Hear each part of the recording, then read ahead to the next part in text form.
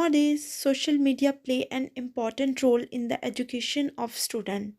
I am a teacher and I also decided to teach online to increase my experience.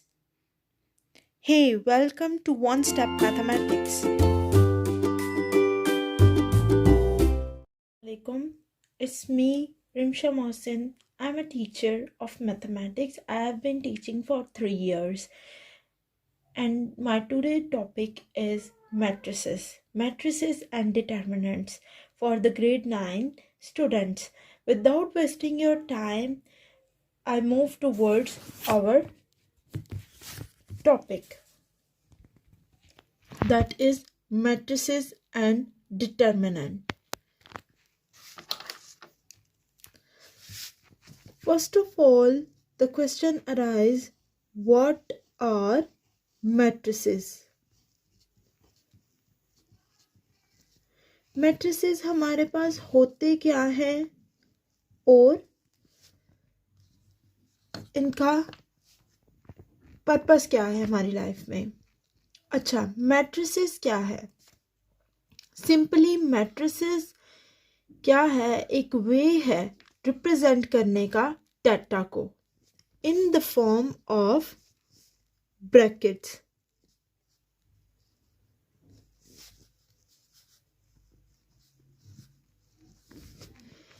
अब क्या ये proper definition है matrices की? नहीं, ये प्रॉपर डेफिनेशन नहीं है। अब मैं आपको डिटेल में बताती हूँ कि मैट्रिसेस होते क्या हैं। मैट्रिसेस डिपेंड करते हैं दो चीज़ों पे।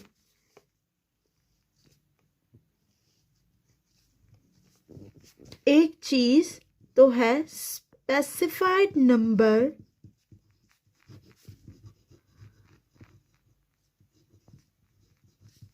ऑफ रोज और दूसरी चीज है स्पेसिफाइड नंबर ऑफ कॉलम्स।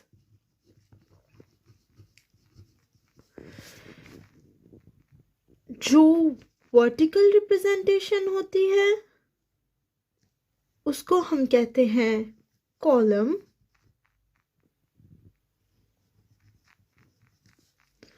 और जो हॉरिजॉन्टल रिप्रेजेंटेशन होती है उसे हम कहते हैं रोज।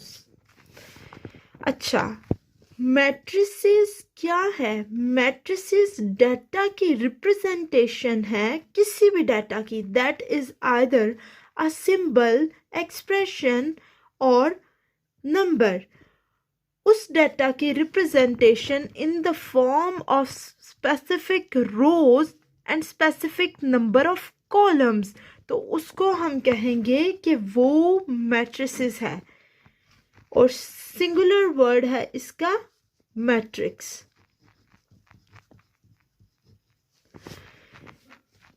कुछ चीज़ें आपको क्लियर हो गई होंगी इस बात से कि मैट्रिक्स होता क्या है। मैट्रिक्स डिपेंड करता है दो चीज़ों पे, रोज और कॉलम्स, और ये मिक्सचर होता है किसका? डाटा का। डाटा की रिप्रेजेंटेशन करते हैं हम इसकी फॉर्म में। डाटा को रिप्रेजेंट किया जाता है in specified number of rows and specified number of columns.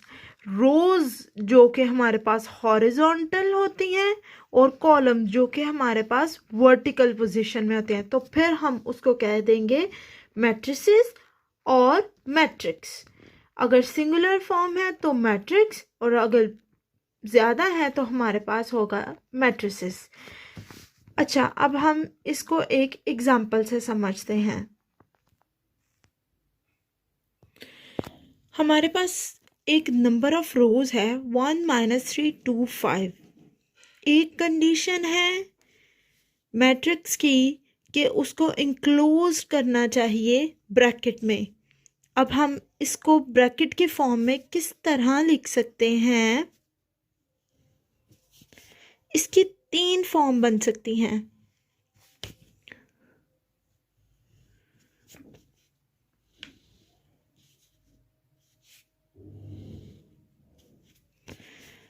-3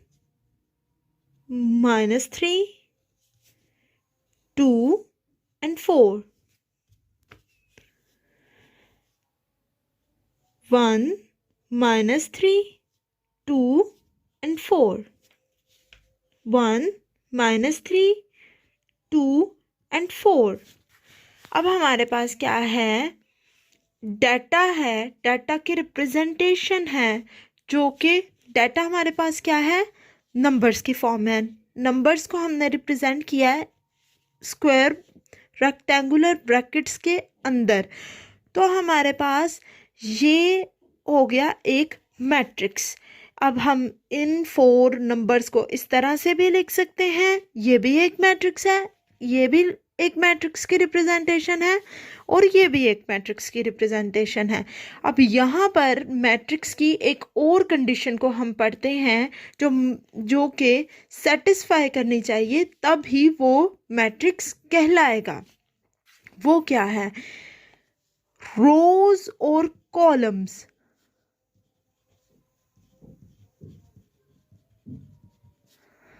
columns both have equal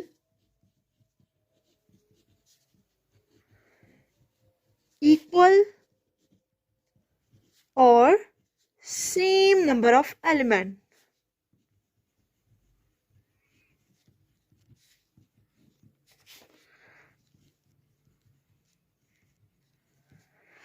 जो हमारे पास रोज और कॉलम्स हैं, वर्टिकल और हॉरिजॉन्टल रिप्रेजेंटेशन किसी भी मैट्रिक्स की, उसमें क्या होना चाहिए, उस पर क्या कंडीशन फॉलो होगी तो फिर वो मैट्रिक्स होगा, ये कि दोनों इक्वल और सेम नंबर ऑफ एलिमेंट्स पे डिपेंड करते हैं। अब सेम नंबर ऑफ एलिमेंट कैसे होंगे, उसके लिए हम एक एग्जांपल लेते हैं। अगर हमारे पास अल्फ़ाबेट्स हैं A, B, C and D, अब हम इसको मैट्रिक्स की फॉर्म में रिप्रेजेंट करते हैं like this, A, B, C, D. First row contain 2 elements. Second row also contain 2 elements. Both contain equal number of elements.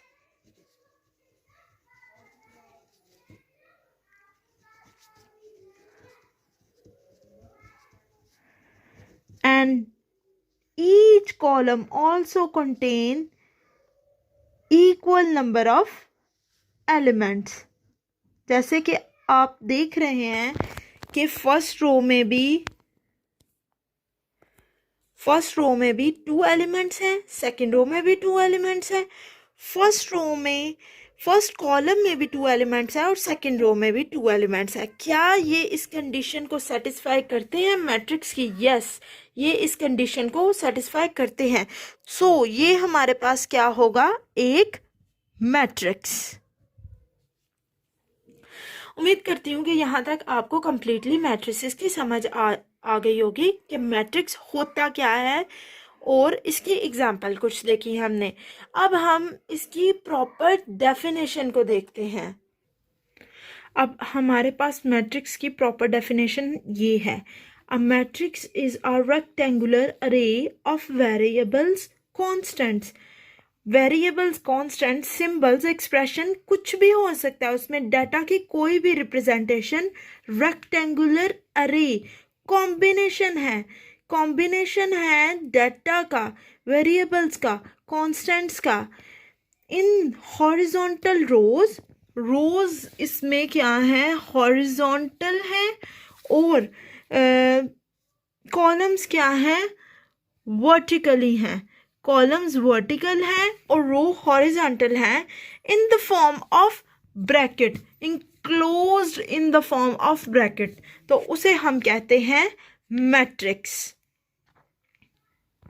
और किसी भी मैट्रिक्स की जो एलिमेंट्स होते हैं वो चाहे किस भी फॉर्म में हो, जैसे यहाँ पर अल्फ़ाबेट्स की फॉर्म में है, वेरिएबल्स की फॉर्म में है, तो उन एंट्रीज को, उन एलिमेंट्स को हम क्या कहेंगे कि वो हमारे पास हैं एंट्रीज ऑफ मैट्रिक्स।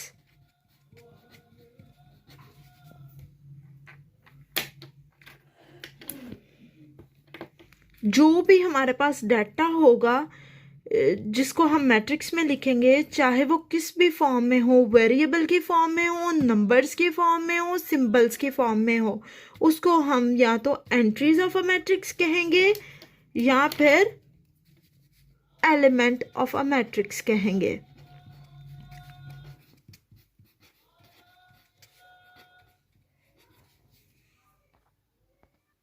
अब एक और पॉइंट यहाँ पर बहुत ज़्यादा इम्पॉर्टेंट है, वो ये कि किसी भी मैट्रिक्स में जो नंबर या डाटा ऑर्गेनाइज्ड किया जाता है, उसमें लिखा जाता है, उसकी जो पोजीशन होती है मैट्रिक्स में, उसका कोई ना कोई पर्पस होता है, उसका कोई ना कोई स्पेसिफिक पर्पस होता है। अब इसको हम समझेंगे एक एग्जांपल से। एक 3 हमारे पास नंबर ऑफ स्टूडेंट्स हैं, ए, बी एंड सी। इनके हमारे पास मार्क्स हैं मैथ और फिजिक्स में। इसको हमने डाटा में रिप्रेजेंट करना है। हम इसको 2 वे में रिप्रेजेंट कर सकते हैं, एक ऐसे और दूसरा इस तरह से। अब इसमें हर रो और हर कॉलम का एक पर्पस है। इसमें रो क्या बता रही है? The number of student A in both subject math and physics, ये इसका पर्पस हो गया। सिमिलरली सेकेंड रो में हमारे पास क्या बता रही है? स्टूडेंट बी के मार्क्स दोनों सब्जेक्ट में। और इसी तरह थर्ड रो में सी स्टूडेंट के जो मार्क्स हैं वो रिप्रेजेंट हो रहे हैं दोनों सब्जेक्ट में। और अगर हम कॉलम देखें तो कॉलम में तीनों स्टूडेंट्स के मार्क्स शो हो रहे हैं ईच सब्जेक्ट के।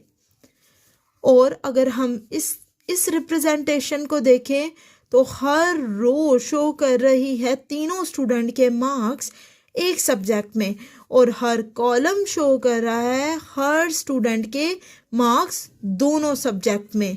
तो ये हो गया हमारे पास इस बात की एक एग्जाम्पल कि मैट्रिक्स में जो भी डाटा की पोजीशन होती है उसका एक स्पेसिफिक पर्पस होता है। अब हम नेक्स्ट देखेंगे order of a matrix. Order of a matrix. Order of matrix क्या है? Arrangement of elements in a matrix. अब अरेंजमेंट क्या है एलिमेंट्स की?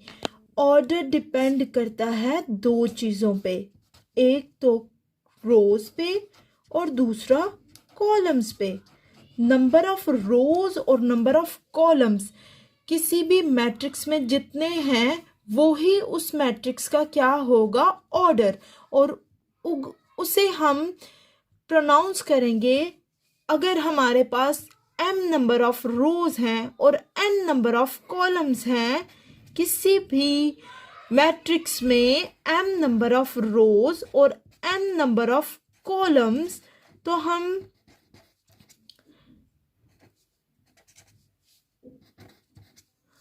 तो हम उसके ऑर्डर को रिप्रेजेंट करेंगे m/n। देखें, अब यहाँ पर हमारे पास एक मैट्रिक्स है A जिसका m/n ऑर्डर है। यहाँ पर नंबर ऑफ रोज हैं 1 to m और नंबर ऑफ कॉलम्स हैं 1 to n। हमेशा हमें एक बात याद रखनी होगी कि नंबर ऑफ रोज को पहले प्लेस करना है और नंबर ऑफ कॉलम्स को हमेशा बाद में, क्योंकि पहले किसी भी चीज़ में हम सीधी लाइन में चलते हैं, फिर हम ऊपर की तरफ मूव करते हैं, ऊपर या नीचे की तरफ। ये 2 चीज़ों को रिमेंबर रखने के लिए हमारे पास ये 2 पॉइंट हैं। कभी भी हम जब चलते हैं तो सीधी लाइन में चलते हैं, और जब हम उसका एक स्टेप फॉरवर्ड लेते हैं तो तब हम ऊपर या नीचे जाते हैं। तो ये हमारे पास हो जाएगी रिप्रेजेंटेशन इस मैट्रिक्स की m/n। अब यहाँ पर हमारे पास कुछ एग्जाम्पल्स हैं जिनके हम ऑर्डर फाइंड करेंगे। ऑर्डर हमारे पास क्या है? नंबर ऑफ रोज और नंबर ऑफ कॉलम्स पे डिपेंड करता है। और रोज पहले हमने लिखनी है और कॉलम्स बाद में लिखनी है। उस चीज़ को मैंने आपको ये एक एग्जाम्पल दे के समझाया है। और अब हम इनके ऑर्डर्स फाइंड करेंगे। ऑर्डर्स फाइंड करने के लिए हम सबसे पहले देखेंगे नंबर ऑफ़ रोज़ कितनी है किसी भी मैट्रिक्स में। इसमें नंबर ऑफ़ रोज़ कितनी है, 2 number of rows and 2 number of column. So the order is 2/2। इस मैट्रिक्स में दो हमारे पास नंबर ऑफ रोज हैं और 3 हमारे पास नंबर ऑफ कॉलम्स हैं, तो हम इसको लिखेंगे 2/3। इस मैट्रिक्स में हमारे पास 3 नंबर ऑफ रोज हैं और 4 नंबर ऑफ कॉलम्स हैं, तो इसके ऑर्डर को हम लिखेंगे 3/4। इस मैट्रिक्स में हमारे पास नंबर ऑफ रोज कितने हैं, 4, और नंबर ऑफ कॉलम्स कितने हैं, 2, तो हम इसको लिखेंगे 4/2। तो इन एग्जाम्पल से हमें पता चला कि ऑर्डर ऑफ अ मैट्रिक्स कैसे फाइंड करते हैं और ऑर्डर ऑफ अ मैट्रिक्स होता क्या है। ऑर्डर ऑफ अ मैट्रिक्स को हम 2 और नाम भी देते हैं, जो कि है साइज ऑफ अ मैट्रिक्स और डायमेंशन ऑफ अ मैट्रिक्स। किसी भी मैट्रिक्स का जो साइज और डायमेंशन या ऑर्डर होता है वो डिपेंड करता है नंबर ऑफ रोज और नंबर ऑफ कॉलम्स पे। तो इस तरह से हम फाइंड करते हैं ऑर्डर ऑफ अ मैट्रिक्स। और आप सबका होमवर्क ये है कि आपने एक्सरसाइज 1.1 का क्वेश्चन नंबर 1 में जितने भी क्वेश्चंस हैं उनके ऑर्डर फाइंड करने हैं और वो मुझे मेल करने हैं। अब हमारे पास नेक्स्ट क्वेश्चन है, नेक्स्ट टॉपिक है इक्वल मैट्रिसेस। इक्वल मैट्रिसेस क्या होते हैं?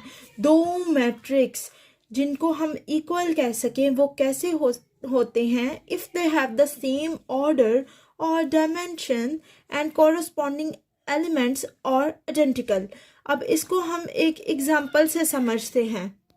अगर हमारे पास एक मैट्रिक्स ए है और दूसरा बी है और उसका ऑर्डर है IJ, जिसमें नंबर ऑफ रोज आई हैं और नंबर ऑफ कॉलम J है, तो हमारे पास ये दोनों मैट्रिक्स एक दूसरे के इक्वल होंगे अगर इसकी कॉरस्पॉन्डिंग एलिमेंट्स भी इक्वल होंगे। जैसे कि ये हमारे पास एक मैट्रिक्स है A11, A12, A13 and up to so on A33 and B is equal to that. इसमें हम देख रहे हैं इन दोनों मैट्रिक्स का ऑर्डर है 3/3, क्योंकि नंबर ऑफ रोज इसमें है 3 और नंबर ऑफ कॉलम्स भी इसमें है 3, और इस मैट्रिक्स के भी नंबर ऑफ रोज कितने हैं, 3, और नंबर ऑफ कॉलम कितने हैं, 3। तो इन दोनों का ऑर्डर तो हुआ सेम, जो कॉरस्पॉन्डिंग एंट्रीज हैं वो भी सेम है। A11 B11, A12 B12, इसी तरह सारी एंट्री सेम है, तो हम इन दोनों मैट्रिक्स को कह सकते हैं ये इक्वल है। क्यों? क्योंकि इनका ऑर्डर सेम है और इनकी जो कॉरस्पॉन्डिंग एंट्रीज हैं, एलिमेंट्स हैं, वो भी आइडेंटिकल हैं। अब आगे कुछ और एग्जाम्पल देखते हैं। हमारे पास A की वैल्यू है ये, B की वैल्यू है ये और C की वैल्यू है ये। अब हमने देखना है इट इज 7। अब हमने देखना है कि A किस मैट्रिक्स के इक्वल हो सकता है।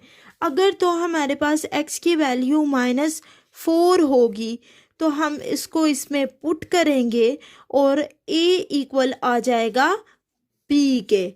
अगर हमारे पास x की वैल्यू -7 होगी तो हम इस वैल्यू को पुट करेंगे दोबारा से A में और हमारे पास A is equal to C आ जाएगा।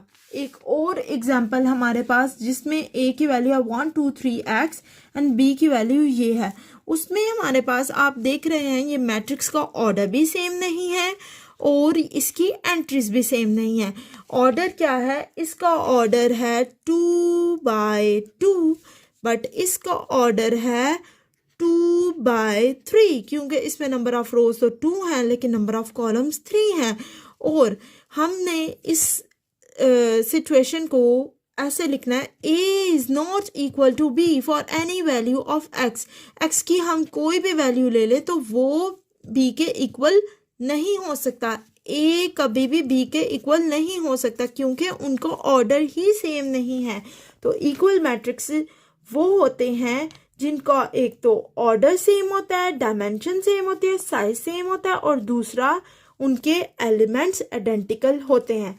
होप सो आपको आज का लेक्चर अच्छे से समझ आया होगा। अगर कोई क्वेश्चन है तो प्लीज़ कमेंट्स में पूछें। और आपका होम टास्क है exercise 1.1 question number 1 and question number 2। You have to find the orders and you have to find the equal matrix. जो क्वेश्चन नंबर 3 है वो मैं आपको नेक्स्ट वीडियो में उसका डिटेल मैं आपको बता दूंगी। सो आपको आज का लेक्चर सारा समझ आ गया होगा और मैं उम्मीद करती हूँ कि जो भी आपके दिमाग में कोई क्वेश्चन अराइज हुआ है तो आप मुझसे कमेंट्स में पूछेंगे। और अगर आपको मेरी वीडियो पसंद आई है तो उसको लाइक करना मत भूलिएगा और सब्सक्राइब के बटन को प्रेस कर दीजिएगा और बेल आइकन को दबा दीजिएगा अगर आप वन स्टेप मैथमेटिक्स से अपडेट रहना चाहते हैं। Thank you.